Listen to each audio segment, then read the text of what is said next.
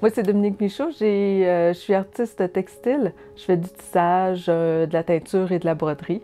Il y a eu certains événements personnels, dont la perte d'une personne qui m'est proche, qui a fait en sorte que j'ai comme vraiment réalisé que la vie est courte, puis qu'il faut faire les choses qu'on a envie de faire dans la vie.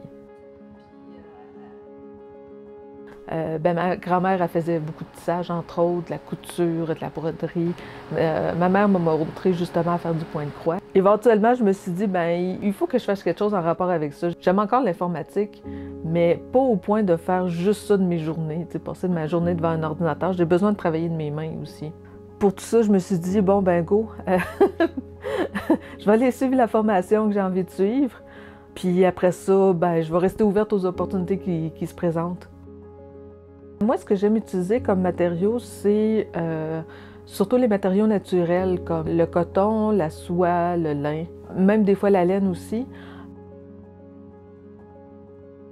Il existe quand même déjà plusieurs produits qui permettent de les modifier, comme par exemple pour faire de la teinture. Le fait justement de pouvoir le teindre moi-même, ça me permet d'aller chercher vraiment des couleurs qui m'intéressent, mais aussi des variations de couleurs. Puis là, on peut créer vraiment plein d'effets avec ça, là. Moi, je fais surtout du tissage multicadre. J'aime ça quand il y a des motifs un peu complexes. Puis le fait de faire du multicadre plutôt que juste du 4 cadres, vraiment, il y a un aspect de texture tactile vraiment intéressant que je trouve là-dedans. Pour la broderie, c'est aussi des motifs traditionnels. Je fais du point de croix, je fais aussi de la broderie à point libre, par exemple du point avant, du point arrière, du passé plat, de la chaînette. Donc, différentes sortes de points qui sont peut-être plus traditionnels, mais mon idée, c'est souvent de les combiner pour donner un effet, un petit peu un relief aussi.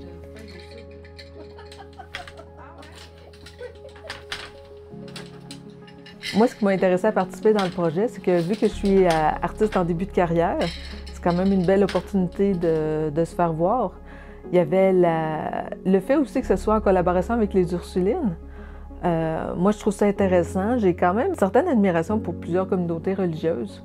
C'est peut-être pas nécessairement dans l'air du temps d'avoir cette idée-là, mais à établir justement à la Nouvelle-France au début. Puis ils sont là depuis très longtemps, puis ils ont vu passer beaucoup de choses. Ils ont des archives vraiment là, extraordinaires là, qui datent de très loin. Moi, je trouvais ça intéressant de pouvoir peut-être mettre ma petite brique dans ce projet-là. Moi, j'ai choisi une œuvre de l'exposition ça s'appelle un pâle. Ça sert à recouvrir l'hostie qui sert à l'Eucharistie. Je trouvais ça vraiment impressionnant. C'était un genre de petit carré, puis c'était brodé en soie sur soie avec des fils d'une finesse là, vraiment impressionnante, mais avec des belles couleurs aussi, là. Puis je trouvais vraiment intéressant la petite image au centre, ça représente un agneau qui est au pied d'une croix, couché au pied d'une croix. Moi, dans mon travail, j'ai pris l'idée de combiner un élément animal et un élément végétal. Pour reprendre l'idée de la résurrection, savoir faire un herbier, même une fois morte, la plante va avoir une sorte de résurrection dans la forme de l'insecte qui va ensuite. Ce que je fais, c'est mettre du point de croix et puis ensuite, c'est rehausser avec certains contours pour donner des formes un peu plus définies.